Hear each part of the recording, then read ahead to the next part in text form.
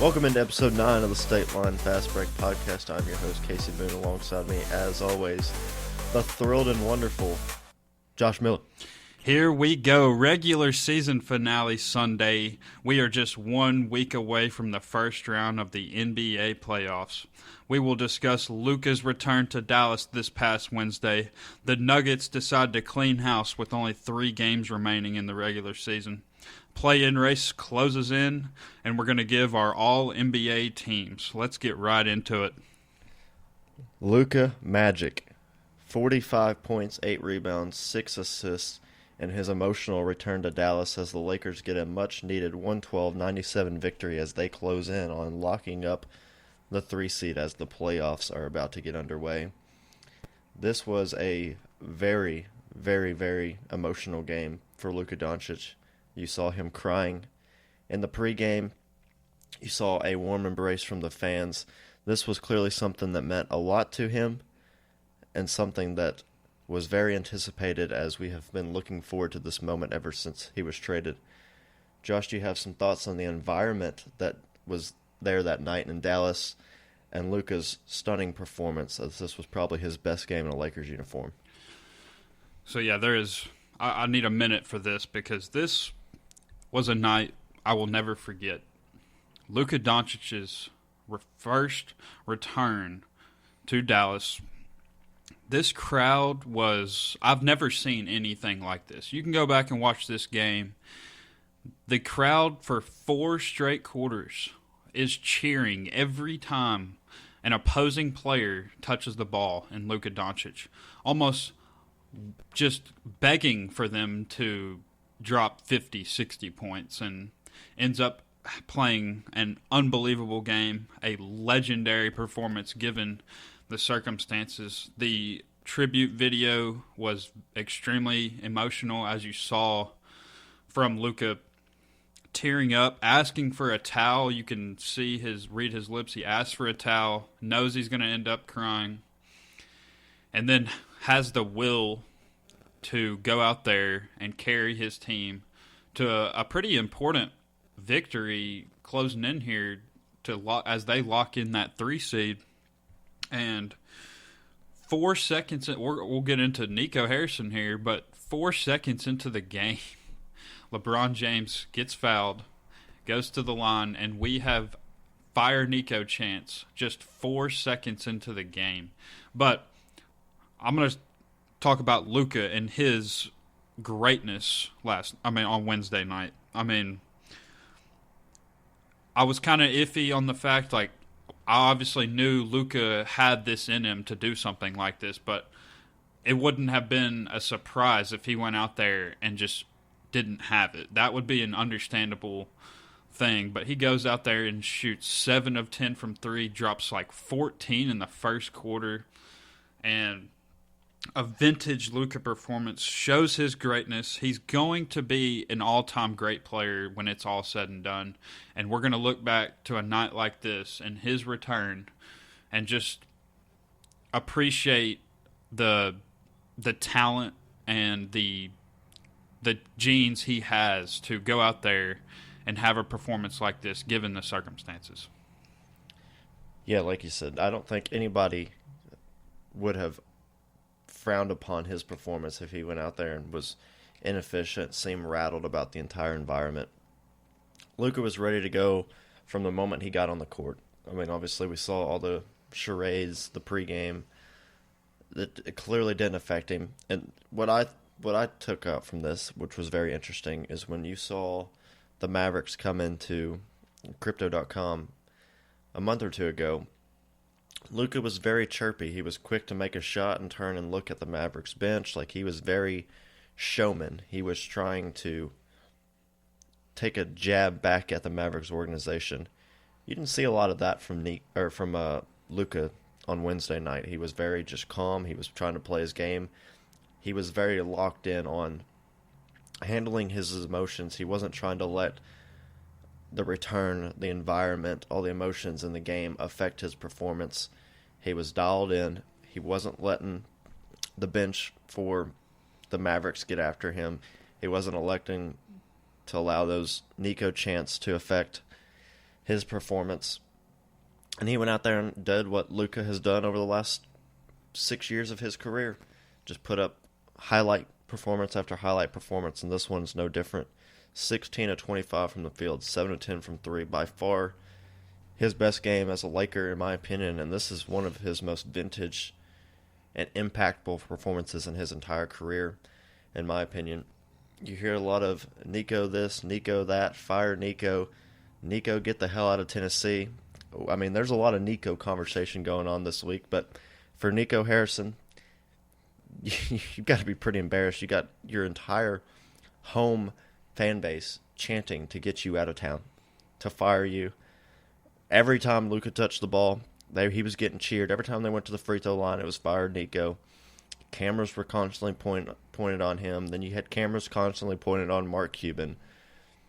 This is embarrassing for the Mavericks organization, and it is why the reports have now come out that Dallas is expected to lose up to 9 figures over the next few years in revenue for a myriad of different reasons. This was a direct result of the Luka trade. They are losing dozens of millions of dollars in revenue from crowds that have been dwindling.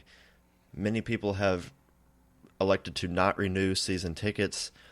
The merchandise sales are just plummeting. This comes from ESPN's Tim McMahon, who does a great job covering the Mavericks. And the Mavericks even got to the point where they started offering refunds to try to kind of get back in the goodwill of some of these fans. This comes just a few weeks after Mark Cuban said he lost hundreds of millions of owning the Mavericks because he tried to keep everything as cheap as he could during his tenure as the owner. This is an embarrassment if you're the Mavericks. And my big question is, where do you go from here? And can you even gain back the trust of this fan base? So there was another stadium in eastern part of the country saying a certain F word with a mention of a different Nico, but we're not going to get into that. But Nico's name, for whatever it's worth, has been the topic of conversation for a multitude of reasons over the past couple months, and especially up here as of lately. But the only way for Nico Harrison to sort of avenge himself here and maybe win over some of the Dallas fans is to patch up the roster this summer, have a legitimate plan going forward, and then have Kyrie. I'm assuming they re-sign Kyrie this summer, and then the only way to fix it is they have to go win a championship next year. Anything less than that, there will be over 70% of the fans who are going to feel the same way. And Luka's at that age where he's got 10, 15 more years to play. And we're going to continue to see this. I don't think we'll see it as much going forward, but a Wednesday night was a very, just put yourself in his shoes, but he did it to himself in a way. The only way that he can patch it up, win a championship, because they just were in the finals this past season, so getting to the finals isn't going to be enough. They're going to have to go and win the finals, which I don't see them doing, although I do like their team roster when healthy, and I think it's going to be an interesting offseason for Dallas. I think there's going to have to be some moves. I could see Gafford being moved this summer. I've mentioned that in some previous episodes. We'll see kind of what his future is, but KD's been rumored. I don't necessarily see that happening, but there's definitely going to be some moves with this roster this summer, in my opinion. And we're going to look back, and everyone said it, but this could be the worst trade in history of North American sports. Yeah, on the flip side of this, you kind of look at Anthony Davis's performance here. 13 points, 11 rebounds, 6 assists, 5 of 13 from the floor. He didn't really impact this game in really any way. He was very quiet. And he's been playing very good as of late. Yeah, he's been vintage Anthony Davis since coming back. He's got the Mavericks, and we'll talk about the play-in race in just a few minutes, but they're right in the thick of things. They were a team that I believed could make an upset in this play-in and get to the playoffs. But you can't do it if your best player, Anthony Davis, is not living up to the standard that he has set throughout his career. And then you've got Klay Thompson, who outside of 2 early threes, you thought, oh, this could be a big-time Klay game. He went stone cold quiet the rest of the game. missing his next 6 shot attempts. And the Mavericks went from one of the highest volume three-point shooting teams of all time onto a team that really doesn't even get up that many threes. And then you saw that with now the Lakers are one of the most high-volume three-point shooting teams. The common denominator here is Luka Doncic, the threes he shoots, the threes he creates, and the looks he gets for other players. Yeah, he's a big shot taker, a big shot maker. Like you said, he draws so much attention that he can often find other guys open at other spots on the court. LeBron James, this is going to be his first year since his rookie year where he's averaged under 25 points a game. You've kind of seen a little bit of the athleticism, a little bit of the scoring drop off from him this year. But you just need him to kind of turn it on at the right time. He's obviously been a big part of the reason why they're in the 3rd place in the Western Conference, which is absolutely loaded. But it just goes back to, what was Nico doing? You've given the Los Angeles Lakers the biggest brand in sports, one of the best players in the world. Goes back to, what is Nico doing? In the dead of his prime, too. Yeah. This Nico should enter the transfer portal. And I'm not talking about the quarterback. I'm talking about this GM should try to go and find a new job. Go back to Nike. You are not fit to lead an organization properly, clearly, as you have just managed to, behind everybody's back, trade away a top 3 player in the world. But as we talk about transfer portal, 2 guys who are now looking for new jobs, Michael Malone, Calvin Booth of the Denver Nuggets. They are out of town in Denver. Apparently, Nikola Jokic knew that this was coming. He was told ahead of time that they were going to be moving on. Michael Malone reportedly was very upset, very frustrated, very angry after he was told this news. There's reports that there was a Cold War, and we've talked about this in previous podcasts. Josh has been very adamant of the disdain between Malone and Booth. I'm very excited to hear your thoughts on this firing, where the Nuggets go from here. Can they make a playoff run? A lot of news going on in Denver as they've got a top 2 player in the entire world right now. Top 2, okay. This is completely shocking, the timing.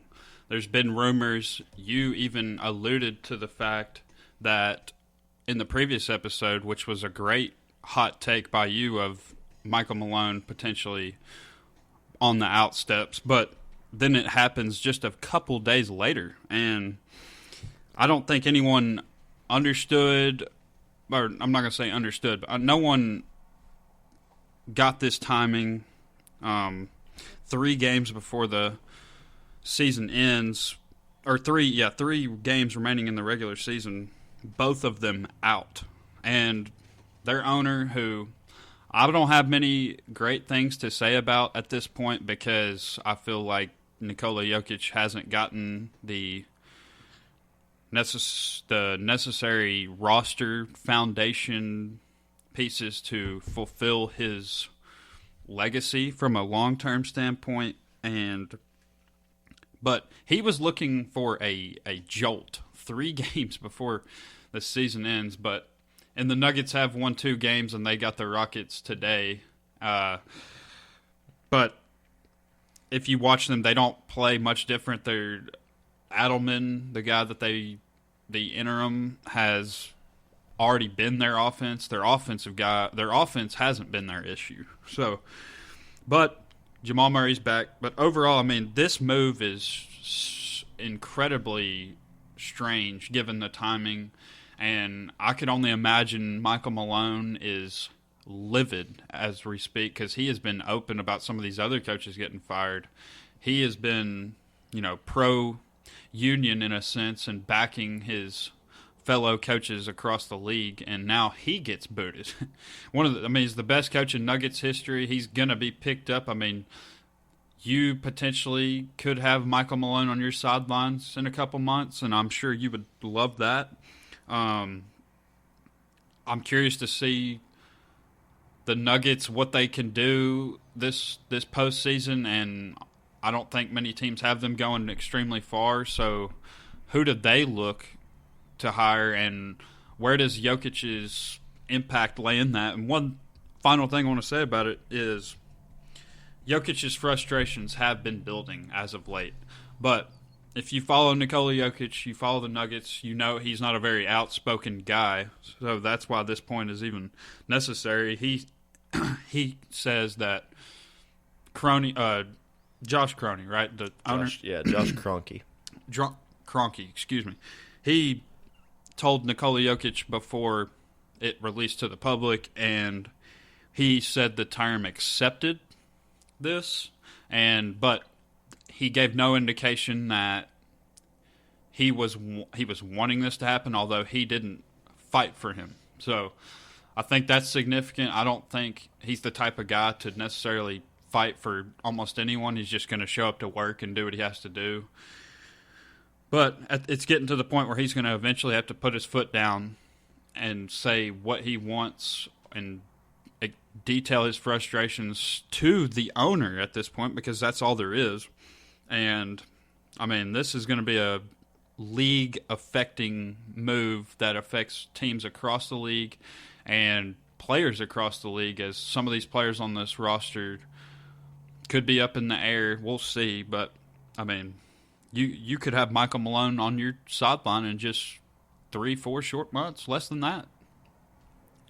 Yeah, like you mentioned with Jokic, he is not the outspoken, making demands type of player off the court. You see him very demanding on the court, and you'll see him in huddles kind of running the operation at times. But this was clearly a move, and Kroenke had said it in interviews since the move happened, that this was something they expected to do for months, and they felt like, why wait? You know you're going to do it in the offseason. Your team is teetering. You've got a losing record since the All-Star break. Everything is going downhill. You got Michael Malone calling out the team for not watching film, for not putting in the work that it requires to be a championship-level team. You've got the uncertainty around Jamal Murray, who is now back and playing, but at the time of the firing, there was concern whether Jamal Murray was going to even play the rest of the season for the Denver Nuggets. So the timing is just horrific. The latest firing ever, besides Hubie Brown, but it's shocking.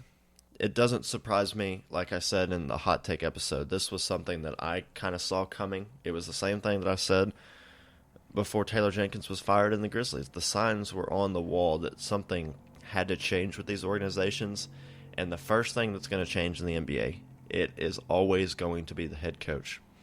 It's very surprising to me that they would move on from Calvin Booth, as there is not a lot of turnover that happens in front offices in the NBA. It's not like the NFL where they're constantly moving on from GMs. The NBA is very, very continuity driven in the front office, as they allow a lot more lenience from their GMs, from the presidents. Coaches are the ones that take the brunt of the abuse, and they get fired year after year after year. And Malone was one of the longest tenured coaches in the league, and now there's only, I think, 3 coaches right now: Popovich, Spoelstra, and Steve Kerr, who are coaches that have been with their team longer than when the COVID outbreak happened. So it just shows that the constant rotation of coaches that is happening. And this was something that you kind of saw coming with the Nuggets. There was a lot of frustration between what Malone wanted. He was favoring Westbrook. He wanted these old vets. He wanted KCP. He wanted to keep guys that were experienced, that had playoff acumens on the roster. Calvin Booth very clearly wanted these young guys. You got the Peyton Watsons, the Pickett's of the world, Christian Braun. They very clearly wanted to go in separate directions with the roster. And it just led to this eventual move. The timing is terrible. They're hoping for a jolt. I really don't see that happening. And to add to your point about coaches being the first people to go, 4 of the last 6 champions in the NBA, their head coaches have gone on to be fired. You got Nick Nurse was fired from the Raptors, Frank Vogel from the Lakers, Mike Budenholzer from the Bucks. Michael Malone for the Nuggets. It shows you that normally these coaches always are the first to go. It is concerning going forward. I have no idea who they are going to get. I don't think that they're going to keep the interim just because him and Malone are so similar. They've been together for so long. They're more than likely, depending on how this playoff run goes, they go out in the first round, or heck, even could be bounced into the play, and there's so many situations that could happen. But who knows what's going to happen there.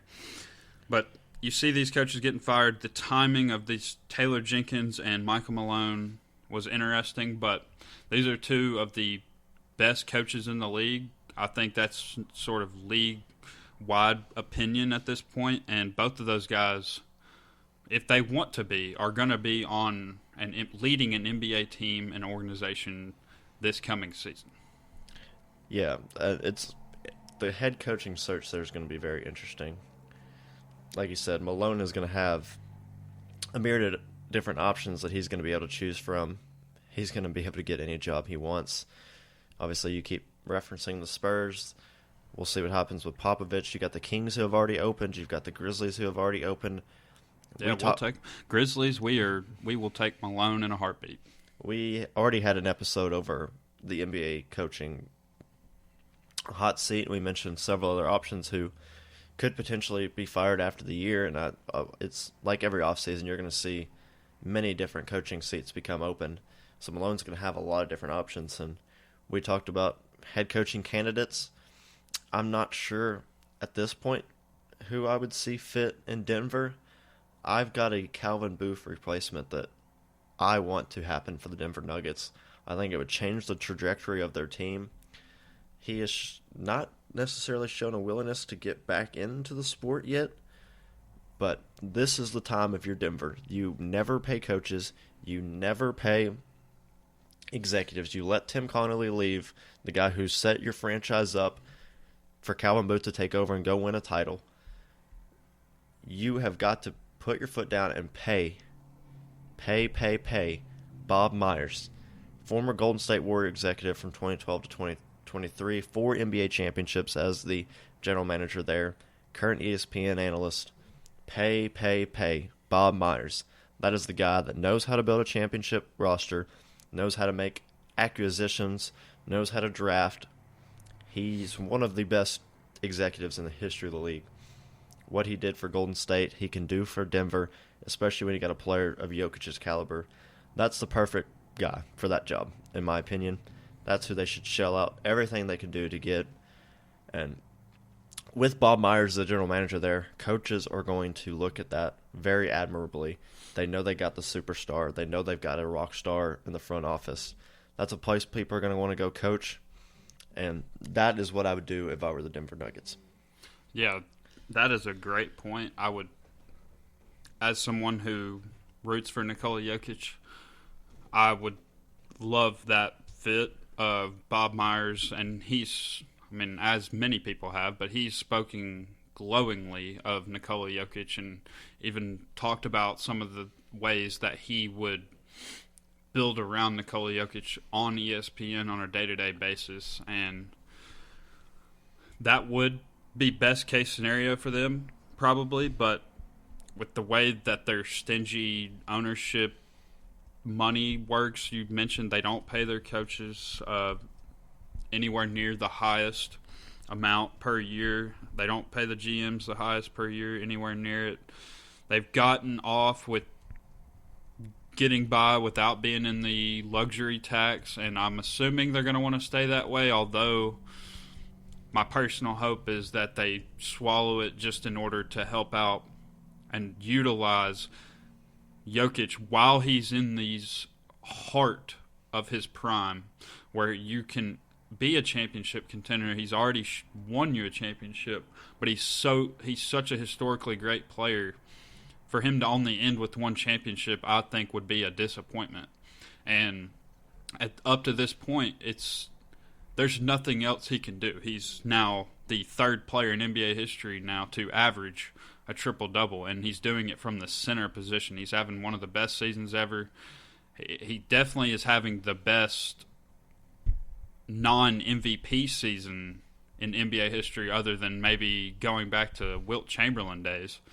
There's nothing else he can do, but it's going to take their owner to pay a guy like a Bob Myers. I think that's a great idea, and I don't have great hope that that will happen, but I think you're right that that would be the best case scenario. Yeah, for sure. And they're, as we transition here, they're one of the teams very much in the thick of this play-in / playoff seeding race we've got going on here in the wild, wild West. The Eastern Conference, it is what it is at this point. The seeding is pretty much locked in. We know it's going to be Hawks Orlando on Tuesday in the first game for the playoffs, or for the play-in tournament. And then we're going to have Miami Heat facing off against the Chicago Bulls on Wednesday in the second play-in game. There's a lot to look forward to, especially today's slate of games. It is going to be a wild, wild day on the last day of the regular season. So much at stake. You got all 32 teams facing off. The 7-8 is going to be, I mean, this is unprecedented. 4 through 10 in the Western Conference right now is up for grabs. You've got, obviously, the Thunder locked in as the 1 seed. The Rockets are locked in as their 2 seed. And the Lakers, as we had mentioned earlier, are locked in as your 3 seed. But right now you're sitting, as we head into today's game, at the Nuggets in the 4 slot, who can end up anywhere between 4 and 7 based on today's results. The Clippers can be anywhere from 4, 5, and 7. The Warriors can be 6 or 7. The Timberwolves can be anywhere from 4 all the way down to 8. The Grizzlies have the ability to get to 7 or 8. And then the Kings, Mavericks, we know are going to be in that 9-10 game.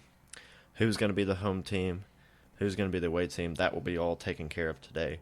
We know the Grizzlies are going to be locked into that 7-8 game. But whether they're going to be at home or they're going to be away, they're most likely, almost every scenario that you kind of look at here, as you've got the chart pulled up, all but 4 scenarios, and I think there's upwards of 15 scenarios or so, have them in that 8 seed. The other 4 have them in the 7 seed. So we know that they're going to be playing in this play-in. Nuggets, Clippers, Warriors, Timberwolves. These games have a ton of significance. All of these teams can end in a myriad of different ranges. Where they're going to be hosting a first-round play-in game, or are they going to be hosting the first round of the playoffs, which is wild. They can be a 4 seed or potentially a 7 seed.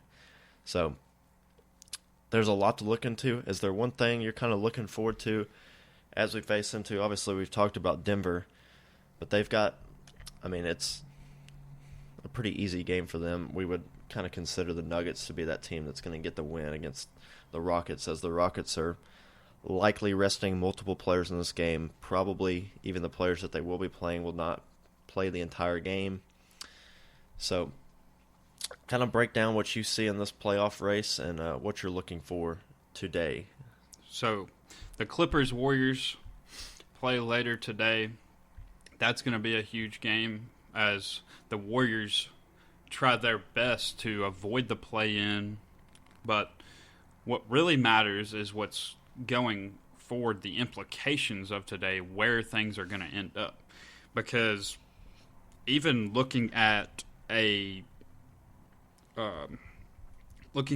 Dallas Kings 9-10 matchup, we're going to obviously those teams are going to have to win they're going to have to win 2 games just to get to play the Thunder in that first round. But if it happens to be Dallas is one of the teams that could potentially give OKC a hard time, and I'm not saying that they would win a series, but by hard time I mean maybe get them to 5-6 games. So that's where we sit with that. There's so many different scenarios that we don't even have the time to go through, and by the time this episode's going to be released, a lot of these things will probably be settled. But like you mentioned, the Nuggets look to stay at that 4, but you don't want to we've talked about in the past, the Nuggets need to avoid the Timberwolves. The Timberwolves are trying their best to avoid the play-in. Anthony Edwards was going to be suspended from today's game, which was going to leave them in a murky situation, potentially staying in that play-in. The technical foul is then rescinded, and now they're going to play to stay. If they win today, I believe that they're going to jump out of the play-in potentially. The Clippers, the team that you've talked about a lot, I think they're 8-2 or 9-1 in their last 10. I don't think there's many teams that want to play them at all up to this point, especially with the way Zubac is playing. He's giving you almost 20 and 20 almost every night, it seems like. I'm exaggerating, but he has been playing unbelievable. We'll have to have a conversation eventually on where he stands among NBA centers eventually. The Warriors, we could eventually see a Warriors-Lakers first round. We talked about that game last week. I do think the Warriors match up better with the Lakers now that Anthony Davis is gone, but I could go through almost each one of these teams other than my Memphis Grizzlies, who I hope we just miss the playoffs, and I hope we just lose in the play-in. That way I don't have to be heartbroken once the playoffs actually start. I can make an argument for any one of these teams that you would not want to play them, given they each have their own reasons. And Houston, they've got the defense, although I've got concerns about their half-court offense. But their defense can give any team issues once the playoffs start, and they're going to have home court for a couple of rounds. And then, obviously, the Lakers, I don't even have to get into it. They have the ultimate matchup nightmare, playoff killer in Luka Doncic, and immediately changes the way that no one's going to be able to match up with that. The question for them will be defense. And then the Clippers, I mentioned, the Warriors can be very hot, but your Spurs, similar to last year, beating Denver in the end of the season, knock off the Warriors when they were in a great position to potentially miss the play-in. Now things have to go their way to get into the playoffs and avoid the play-in. So your Spurs continue to be late-season nightmares for teams as Harrison Barnes hits his 4th or 5th career game winner. Shout out Harrison Barnes. There's so many moving pieces that when we do this podcast next week, we're going to be able to go through each series and pick our winners, but it's all going to come down to matchups. Everyone says it, but it's completely true. And so we could go through each one of these teams individually and point out the team that they don't want to play. Even if we might think that they're a better team or they've had a better season, it's going to come down to how these teams match up. And I'm very curious to see how it goes. But you could go into a loophole of hundreds of scenarios. Yeah, like you said, shout out Harrison Barnes. He's going to be a fantastic piece for the Spurs next year as they look to get into the conversation that we are discussing right now. But as you're talking about, where do you want to end up if you are one of these teams? Like for me, I said it last episode, you want to end up in that 7 seed, but that means you have to fight your way through the play-in, because then you're playing against a Rockets team who doesn't have as ton of playoff pedigree. I worry about their ability to kind of weather the storm and be a killer team in the playoffs. We just haven't seen it from them yet. But like you mentioned, their defensive intensity, the way that Ime Udoka game plans, the way that he prepares his team to play, the type of stylistic advantage that they have against most teams. Like even if you get out of that Rockets series, you are going to be beat up. They play no as physical a brand of basketball as you're going to see in the National Basketball Association right now. And so even if you're a team like the Warriors or, like you said, the Clippers right now, 9-1 in their last 10 games. They have the 3rd best home record in the entire conference. So they're right now fighting to get that 4th seed, which is going to be a massive advantage for them considering they're 30-11 when they are at home. And that's that beautiful Intuit Dome. The new arena. And so, I mean, seems like what Ballmer has done there has worked out, given them an advantage. So they're fighting. They want to get that 4 seed. We'll see what happens. I mean, again, the Rockets probably will not be at full strength today as they face the Nuggets, so that gives Denver a big advantage. But like you talked about what happened last year, they laid a stinker against the Spurs. Wemby went for 17 in 2 minutes, and they pull off a big win to kind of knock the Nuggets out of favorable playoff advantage. Will that happen late in the year again this year? We'll see. The Timberwolves, like you talk about, they've got similar to what you talk about with the Lakers. Like Anthony Edwards, that guy is a killer. These big games, he steps up. He's going to score a lot of points.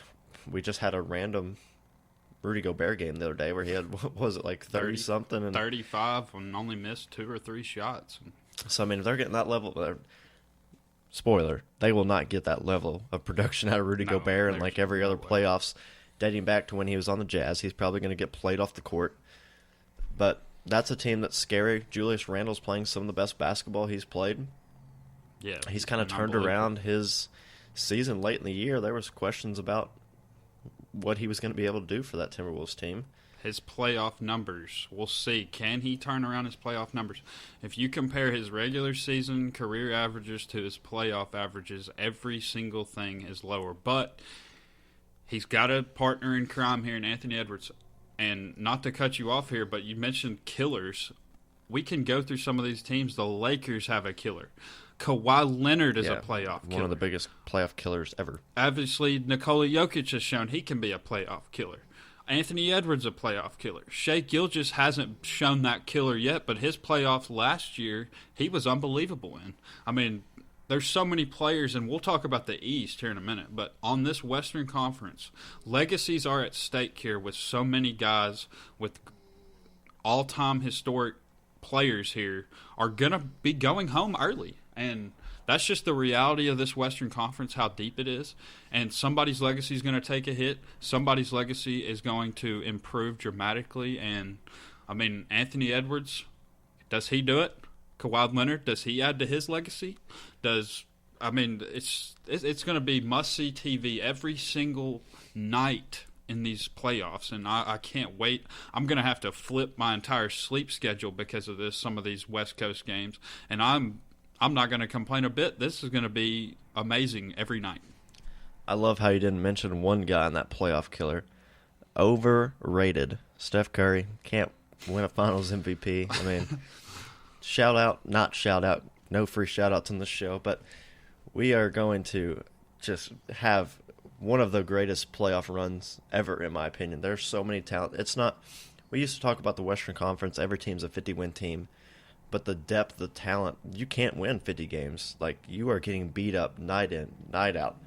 Guys have had to rest. We've seen the Nuggets do it with Jokic and Murray down the stretch.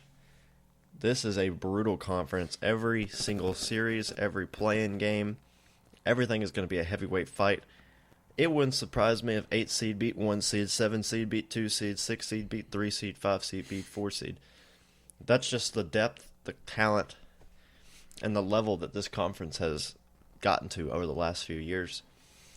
Now, I mean, we've talked so much about the Western Conference on this podcast over the last 9 episodes, and in this episode, there's not a whole lot to talk about in the Eastern Conference, but there's definitely some interesting matchups that we are going to see. Obviously, we got playing games that have some significance. The Magic, who have kind of turned their season around towards the end of the year. You got Paolo Banchero starting to really hit his stride at the right time. They've devastated with injuries after injury after injury this year. They found their way back up to the 7th seed right now. They got the Atlanta Hawks, who I'm praying loses today, keeps losing, lose, get that pick back into the lottery. Come on, Bulls or Heat. beat them after the Magic beat them, but that's just a personal. The Bulls and Heat, those are two teams that, again, we talked about it. I made a big point about it last episode. What are these four teams doing? They are constantly in this play-in battle. I think the Magic have a lot higher outlook, but Hawks, Bulls, Heat, they need to pick a direction that they're going to go. But regardless, we're going to see some talented players in these plays. I mean, you have Ice Trey, Zachary Richardson. The Hawks have a lot of talent on that roster. That's going to be a fun brand of basketball to watch against what Paolo Banchero can do. But A series that I'm kind of looking at here, and we've talked about it a little bit, but the Knicks and Pistons. Cade Cunningham, Jalen Brunson, Karl Anthony Towns. The Knicks are so talented in their starting lineup. OG Anunoby. Malik Beasley, who's quietly become one of the favorites for Sixth Man of the Year with the way that he's shot the basketball this year. Unprecedented level of shooting percentage from the three-point area of the court. That is going to be a high-paced, fun series with big-name players. Are you concerned? The Knicks are now 0-10 against premier teams in the Eastern Conference. Are you concerned? There's several people that have started to pick the Pistons as a potential upset here in the first round. Yeah, the Knicks are definitely should be worried about where they're at. And you're right. A lot of people are already going out there and picking the Pistons, and I'm curious to see what you'll pick here. We'll save that for next week. But you're as high on Cade Cunningham, and rightfully so. We're going to get into these All NBAs in a minute, and we'll see where you have him stacked up. But he's been unbelievable. We get to finally see him in these playoffs against a Knicks team who one of the best brands in the NBA. It's going to be awesome to see. I give the Pistons a very good shot, but the Knicks talent, I mean, I hope this goes 6-7 games. I definitely think it could. Another team or another series that I will briefly touch on is this Bucks Pacers, a rematch of last year, but now Giannis is going to be available. Although Damian Lillard not available, the Bucks have won 8 straight ball games. Although not all against great teams. Some of them, they did beat the Timberwolves. They just beat the Pistons, who they'll play today, which I'm sure everyone's going to be resting. But a great game the other night with Pistons-Bucks. Giannis has been unbelievable. So we'll see. We'll also pick that next week. But you mentioned the Bucks and what they've done here. Since Damian Lillard went down, Giannis is averaging 31 points per game, 10 rebounds, almost 9 assists per game. The Bucks are 8-3. Everybody thought they were dead. Giannis not getting enough credit. We've talked about it over and over. Jokic, Shea, MVP. Giannis deserves some recognition in that. He's one of the only players that I think he's almost every single year been in the top 3 or 4 of MVP voting since it's been like 6 years, 7 years consecutively of that. Again, the voter fatigue that we've talked about in the past, but Giannis is coming to play at the right time. Everybody thought they were dead. That's a team that don't count them out yet. If you're the Pacers, you are very, very concerned. Yeah, the Pacers, I'll save my thoughts for next week, but that's going to be great to see now that Giannis is finally healthy as the past couple of years. Come playoff time, he's been out. You mentioned these play-in games. The Magic are very similar to Houston. Half-court offense is a very big concern for me against a high-paced, high-scoring Hawks team.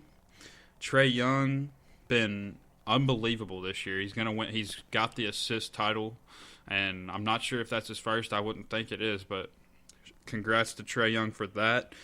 Dyson Daniels, who we'll talk about in a minute, these All-NBA teams, he has been the most under-talked story in basketball this year. Dyson Daniels, he's been great for them.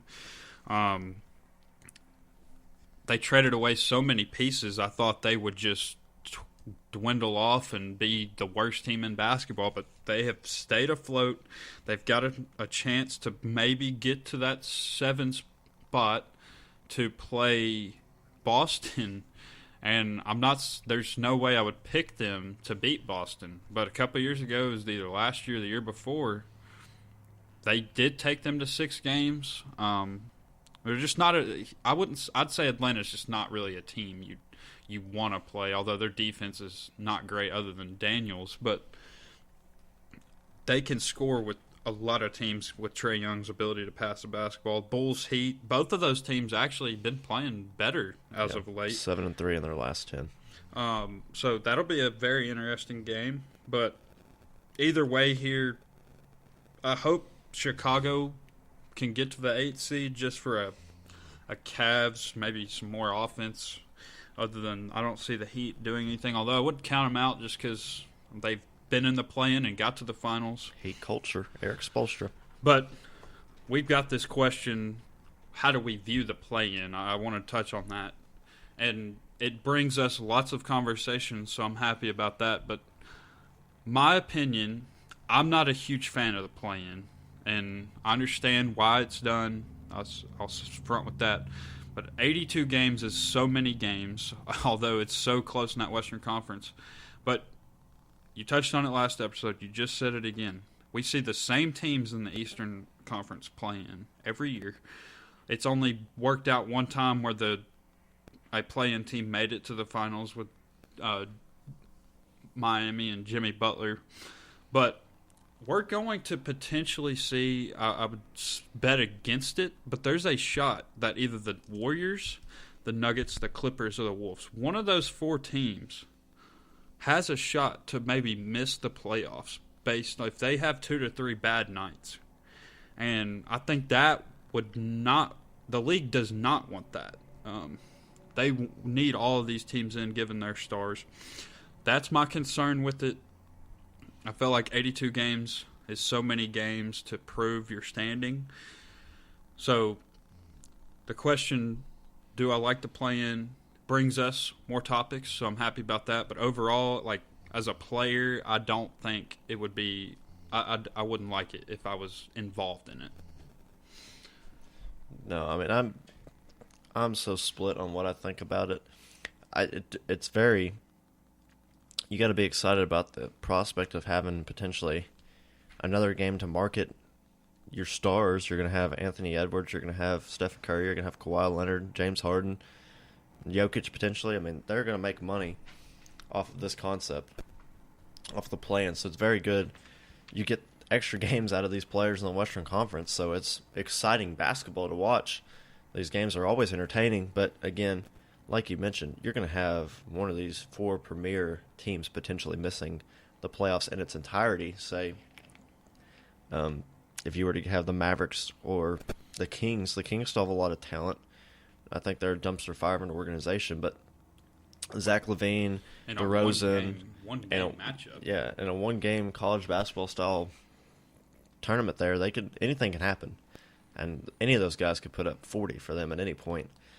And so, again, you hate to have the prospect, and I think that's what maybe the NBA was scared about when creating this concept, but they also realized that, hey, this is an extra chance. We get 2 extra games out of each conference to market high-level stars, and if they were to kind of be the ideal situation for the NBA was to have Phoenix end up in this 9 or 10 slot, because then you've got a star like Booker, a star like Durant. You're giving them an extra opportunity to make the playoffs in an otherwise format they wouldn't have the chance to do. That was the idea behind the play-in tournament in the first place, and Phoenix was just so pathetic that they're looking at a top 5 or a top 10 draft pick right now, which is they don't even have their own pick, but they're looking at that's where they're standing, and it's with the most expensive roster in basketball, mind you. It's sad, and their owner's not going to want to accept this, but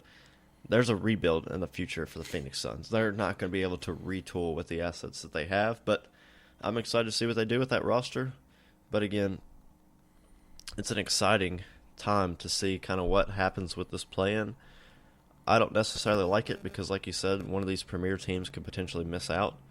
But I can't lie that it's a fun concept, and it's going to bring very exciting basketball in an otherwise period where there would be no basketball because you're going to have a week off for the top 6 teams in each conference starting tonight when the games conclude. But like you said, with Jokic and Shea and these premier basketball teams and players in the league, that brings us into the next topic, which is our all NBA teams, all defensive teams, all rookie teams that we wanted to kind of dive into, give our thoughts and opinion as the season concludes.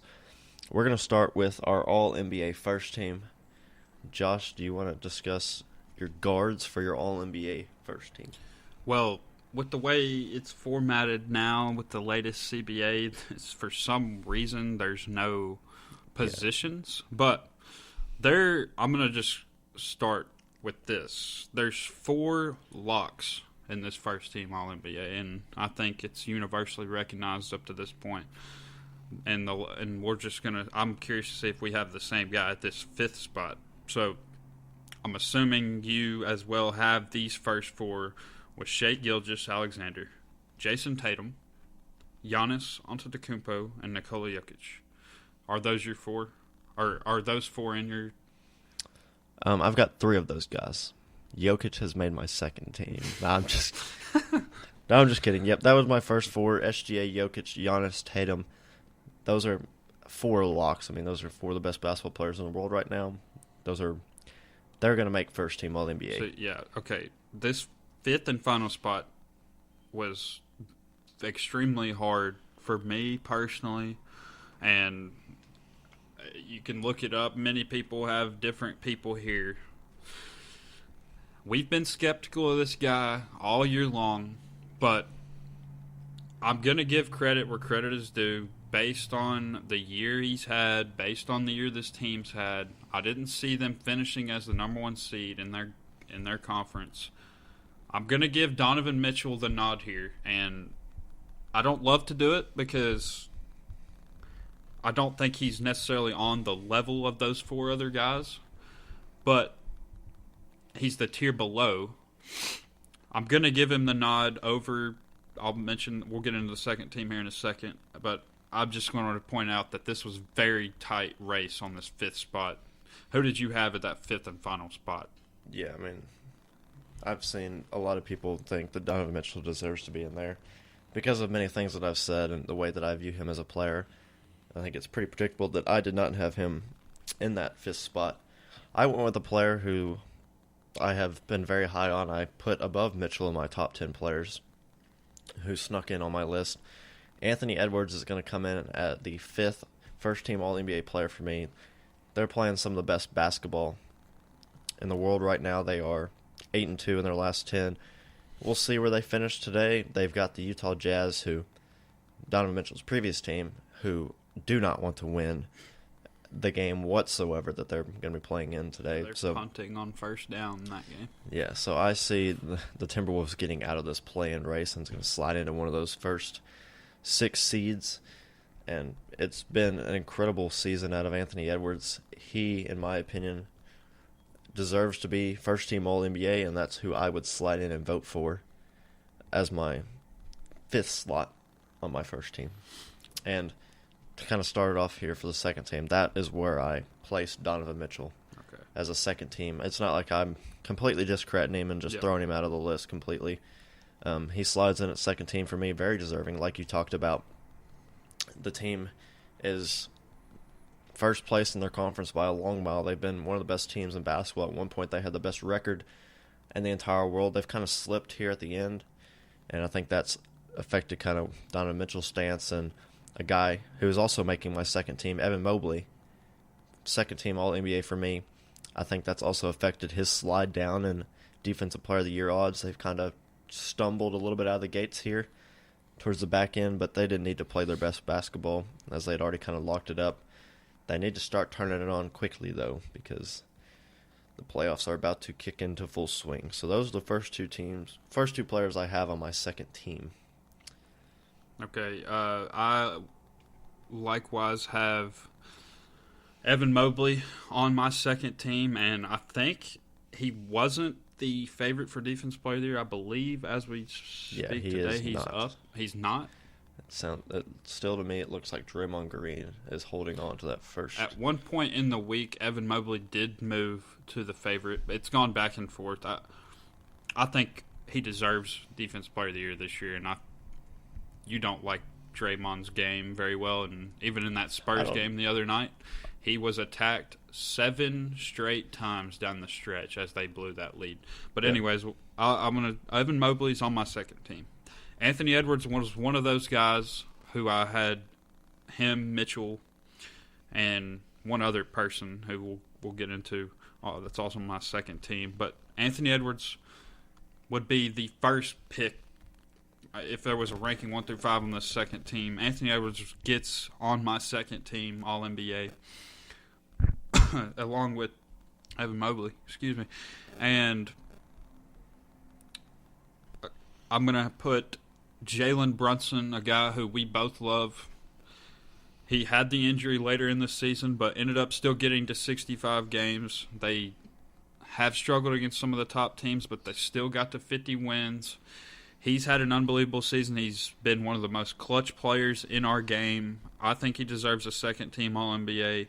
This is big time for him. It's been a big-time year for him, big-time run for him.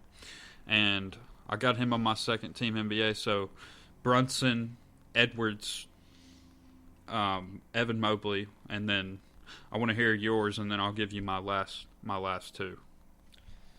So Brunson, Mobley, very solid and deserving, as well as Brunson has landed on my second team. And it's weird here. We got Mitchell, Mobley, Brunson, and for me, I've got Karl Anthony Towns also on second team. So that's two Knicks, two Cavs, two very deserving teams to have two players. I think there will be a lot of debate in terms of Brunson and Cat, where they kind of land. Same with Mobley. Mitchell definitely deserves to be as high up as he is. But Brunson, Karl Anthony Towns, they land on my list. It was very tough. I think this has been one of my more impressive seasons out of Karl Anthony Towns that he's had in his entire career. He's a game changer for the Knicks offensively. Adds another element that they haven't had in that big slot in the past. He's very deserving of landing on this. And then it's no doubt, no-brainer who I have as the fifth and final member of my second team, Cade Cunningham. All-NBA second team for me. I can't say enough good things about the guy. The wins jump that the Pistons have on his back, Cade Cunningham has them in the 6th seed in the playoffs again. He's unbelievable. He's a great scorer. He's a great distributor, great leader of a team. He's embraced the Motor City. The fan base has rallied around him. He embraces them and embodies what they want in a player for Detroit. I also have Cade Cunningham on my second team, and there you go. You've wisened up over the past several weeks. Yeah, Cade Cunningham, you're right. I mean, he has really taken that next step already as a young player, and there's no telling what a guy like this legacy could look like in 5 to 10 years, as he's already making. He's going to make one of these three teams, there's no doubt, and we have him on the second team. I think there's a shot he could maybe get some first team nods. There's definitely an argument for that, especially with the assist number. He's going to finish third in assists this year. And so my fifth and final guy is not Karl Anthony Towns, but a guy who you aren't as high on this year, who had started out the year slowly, Stephen Curry. And he wouldn't have even been on my third team had it not been for after the All-Star break run here. He has then flipped his season on its head. He's got the Warriors back in the thick of things, had that tough loss, and had a very bad game against Houston this past week. But his numbers have been unbelievable since the addition of Jimmy Butler, and I think he's got himself in to that fifth spot. And when I was just comparing him to some of these other guys on the third team, which we're not going to do a third team, but just some of the guys' names here. I mean, you got Halliburton, LeBron, Cat, as you have, Sengun, even Jaren Jackson. I just gave Steph Curry the nod based on the year he's had compared to some of the other names. So my second team consists of Jalen Brunson, Anthony Edwards, Cade Cunningham, Evan Mobley, and Stephen Curry. And so that leads us into our all-defensive team. This really was very hard for me, other than a for sure lock on this list. Two for sure locks in Dyson Daniels, who I mentioned earlier, who has not been talked about enough. Going to end up with 3 steals a game this year. Unbelievable. One of the better defensive statistical seasons out of a player we've seen in a while from a wing defender. Evan Mobley, the other person who I expect to be on your list and on many people's list. Amen Thompson, already got him on here. He is taking the challenge for this Rockets team. I think their team has been so good defensively this year that they needed a guy on here, and he, along with Dylan Brooks, but he's definitely earned a spot on here for me. Jaren Jackson Jr. also earns a spot on here, although the Grizzlies' defense not great. This is more of a individual accomplishment more so than a team. And then I want to hear your final spot. I want to hear your lineup first before I name my my final spot here. Yeah, I've got the same four guys that you had. Evan Mobley, who I agree with you, it would probably be my pick to win Defensive Player of the Year, but I just looked back at it again. He is not the highest odds that he has right now, plus 185 at DraftKings. Minus 200, Draymond Green is the favorite, and he has got increased odds beyond just DraftKings, but DraftKings has it as the tightest. Very interesting. If I was guessing, I don't think you're going to put Draymond on it based on the suspense. I think you're going to go with a guy like Lou Dort or even Ivica Zubac, who I know that you love. And he has had an unbelievable year and is a player that I'm very high on, and the reason why I'm very high on the Clippers. But like you said, Dyson Daniels, the stocks that he puts in, steals and blocks, 3 steals a game is unbelievable. Mobley's so impactful, the length, the quickness that he has, the rim protection as a big guy. Same with Jaren Jackson Jr. He's kind of fallen off as the Grizzlies have fallen off, but there's no doubt his defensive impact, and that's who I wanted to highlight as well. Amen Thompson, you mentioned him already. What I said earlier about the Rockets is a direct reflection on the identity that he gives that team. He is a hard-nosed player. He gets after you at every single possession. Pesky defender. The lateral quickness and the athleticism, the explosiveness that he has and his brother Asor has. Unlike many players that have ever played the sport before, he is on both sides of the floor ridiculous. I love watching the kid play, even though I am a big Rockets hater. But Amen Thompson, there's no doubt about it, would probably be the second player I would draft in a redraft of that 2023 draft, right behind Wembanyama. He is a very talented player and extremely gifted on the defensive end, which doesn't give enough credit. You see all the explosive finger rolls and the floaters and the dunks that he has on offense, but the impact that he has made for that Houston team defensively is next level. And then I'm going to give the last spot to Draymond. I mean, he, for many years, has been one of the best defensive players in the league. You mentioned I don't like his game. I actually like the style of basketball he plays. Very hard-nosed, defensive-oriented, a wheeling passer, one of the best. He doesn't get enough credit for the level of playmaker that he is on the offensive end. Was a player that, for me personally, that I wanted Jeremy Shohan to kind of turn into. See the impact that Draymond makes all over the court. Kind of mold your game after that with a little bit more offensive upside. But I just don't like the way that Draymond carries himself. I don't like the way that he runs his mouth. The things he says on national TV, I think, is just outlandish. The fact that he can podcast his way into this award. He's deserving to be on the defensive list. He would probably be 4th or 5th on this first team all defense for me if I was rating him down the list. Obviously, this award is meaningless because Victor Wembanyama, even not playing 30 or 40 less games than some of these other players, still has the most blocks in the entire league by over 40. He is the Defensive Player of the Year. I will recognize him as that, but these guys are all willing and great defenders, and it's good to see the league still has guys that are willing to get after you and play on this side of the court. It's very encouraging.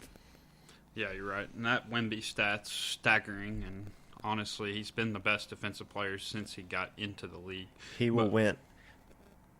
The Spurs have long had a great defensive big man. Tim Duncan has 3 more all-defensive teams than any other player. He was shafted out of never winning a Defensive Player of the Year award. To make up for it, they better not get voter fatigue on Victor Wembanyama because he's going to win the next 10 of these awards. So Draymond Green better get his last one now before Victor takes over and stays healthy for the rest of his career. So my final spot was between a number of guys. I mean, obviously Rudy Gobert, who I'm not a fan of. I'll just say it. And Trash. Lou Dort. I mean, the Thunder have the best defense in basketball with every single statistic possible. A guy who hasn't, because this team isn't very good, but Tumani Kamara out of the Trailblazers has had a very good defensive season, but no one watches them enough. I don't think that they'll give him this nod, but I think Shout out Chauncey Billups on his newly gained multi-year extension with the Portland Trailblazers. Yeah, no one watches this team, so I don't think he'll get this spot, although he's got a bright future defensively in his career. And obviously Draymond. I'm going to put Lou Dort on the spot along with it's more they have so many defenders on their team, so it was hard to pick one, but I think I'm normally not the guy to do this, but they deserve somebody on this first team, all defense, when you lead every single defensive category, and this is the head of their defense in Lou Dort. He takes the Luka Doncic matchup. He takes the best player on the team. He can guard a bunch of different guards and wings and forwards positions. Physical player. I think he deserves a spot on this first team, all defense. So, quickly, this rookie, first team all rookie, could go a number of ways, but a couple locks I think that people will have. Obviously, your guy, Stephon Castle, back-to-back rookie of the year, more than likely, according to every betting odds site out there, and deservingly so. Stephon Castle's been great, and I think a lot of people saw him being great. It sucks that he fell to the Spurs, but he did, and they got lucky once again in the draft that he fell. But Alex Sarr, I'm more high on this guy than other people in the media, in my opinion. I think his upside is great. He didn't shoot a great percentage this year, but his numbers, especially in the second part of the season, have gotten much better. So I got Alex Sarr, Shea, the first overall pick, one of the more underappreciated number one picks. He's not this generational player, but has played very well as of late, and he is going to take a spot on here. And 2 Memphis Grizzlies. The bright spot of our season this year, we are Jalen Wells, who ended up actually getting hurt the other day, broke his wrist, had to be carted off, has had a great season, and not many expected this as we took him in the second round. We've talked about him in the past, but Jalen Wells is going to get a spot, and Zach Edey also going to get a spot coming off of I believe he had a 20-plus rebound game the other day. And he started mainly for us all year, and like I've mentioned, I don't want us to make the playoffs. He started for a playoff team pretty much all year long and made impact. So Castle, Sarr, Shea, Jalen Wells, Zach Edey are my first team all-rookie. Yeah, I mean, a very similar list.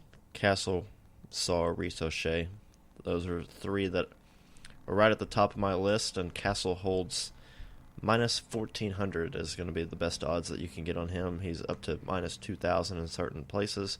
Sarr actually has now leapfrogged Shea in second. Plus 800 is the best odds that you can get for him. Plus 800 also tied for Shea, but a plus 850 compared to a plus 1,200 as the second best odds has led Sarr to jump Shea. Now we saw a ridiculous 38-point outing from Shea the other night, but Sarr continues to provide impact, getting better as a rim protector as he figures out how crafty these NBA guards can be, getting around the rim. The last 2 spots were very tight for me. Obviously, the Grizzlies guys were both in contention. A guy that I'd like to highlight, Matas Buzelis, very impressive young guy who I think's got a very high ceiling. Isaiah Collier from the Utah Jazz has been a bright spot for them. He has become a true playmaking point guard. He's not necessarily the most prolific scorer, but the way he distributes the ball and runs that offense for them, a guy that I know Will Hardy has to really admire. I would like to mention Bub Carrington from the Wizards. We've talked about him in past podcasts. Very talented young player. He's got a very high upside. We've talked about it, but if the Wizards were to land Cooper Flagg, that would be a team that would be a League Pass darling, would be a extremely fun team to watch. And then a last shout-out here before I give my last two. Jared McCain, obviously, was the leader in the clubhouse through December. Would have been Rookie of the Year. Was definitely the favorite for the Rookie Year at that time, and with all the injuries that Philadelphia ended up having, I mean, he was playing a lot at the beginning of the year because of injuries, and they continued to sustain injuries as it gone, so he would have just racked up minutes. Maybe not the most talented player in this rookie class, but he was seizing every opportunity that he had, just a stone-cold killer from the three-point line. Very fun to watch him, so he's going to miss out on this list, obviously, due to the injury in the game, but shout-out to him. My last two slots went to... I was really heavily debating between three guys specifically. I gave Jalen Wells the nod, what he's done for the Grizzlies, like you mentioned. There was some nights where he was a pretty prolific scorer for them. He had a big impact on the offensive end, but what he does a lot of times for the Grizzlies, guarding their best perimeter defender, always taking that challenge on, so very impressive from him. And then it was down to two bigs for me. I gave the nod to Khalil Ware over Zach Edey, but it was very close. Khalil Ware's really fun to play. A guy that I don't know that the Heat necessarily expected to have the level of impact right away that he has had, but he's going to be a special player. He's got Derek Lively, Daniel Gafford type upside to me. He's I view him in a similar way to those teams, or to those two players, how they play the game. I think that's kind of where Khalil Ware should aim to get his game to. And he's maybe working on a set 3-point shot. Yeah, I think he's got the chance to be a very impactful big on a playoff contending roster. So that is how I would close out my Rookie of the Year list. Obviously, Steph Castle, runaway Rookie of the Year. Love what he's done. Love how Mitch Johnson has adjusted the offense in recent weeks, months, to kind of adapt to what he does well. It's a lot of Grizzlies inspiration in there with that assistant coach that they had pulled away after they got fired. It's a lot of one-on-one isolation ball. They're playing in very high pace. They're scoring a ton of points. Castle, they've given him the reins to control the ball late in games while Chris Paul kind of watches and mentors. It's very encouraging what they can do with him, and love to see where that's going to head in the future. But any closing thoughts before I send us out of here? Yeah, I mean, I mentioned it to open this. We're 1 week away from the best playoffs in all of sports, in my opinion. It's going to be must-see TV every night, and keep an eye out for the episode next week when we give our predictions for going forward in this playoffs. And overall, I say it every week, it's a great time of year for basketball, and tune in, listen to us, give us feedback. We want to hear who y'all think is going to make a run in this playoff. So many teams, so many different fans out there who can listen to us. Tell us what y'all think about us, our thoughts here, and thank y'all for listening in. And we got every single night we're going to see new storylines and finishing up this massive 10,000-page book I've been working on of this 2024-2025 NBA season. Yeah, like he said, there's just so much to look forward to. We're a week away from the playoffs starting, and as the famous quote goes, if you don't like this, you don't like NBA basketball. So that's what I'm going to leave it out on. Again, wherever you get your podcasts, Apple Podcasts, Spotify, YouTube, find us on Twitter, find us on Instagram, follow all of them, leave ratings, leave comments. We'd love to hear your feedback. Text us if you have our numbers, or however you can get a hold of us at the State Line Fast Break Pod. This has been episode 9, and we're a week away from the playoffs. So thank you guys for watching, listening, and we'll talk to you next week.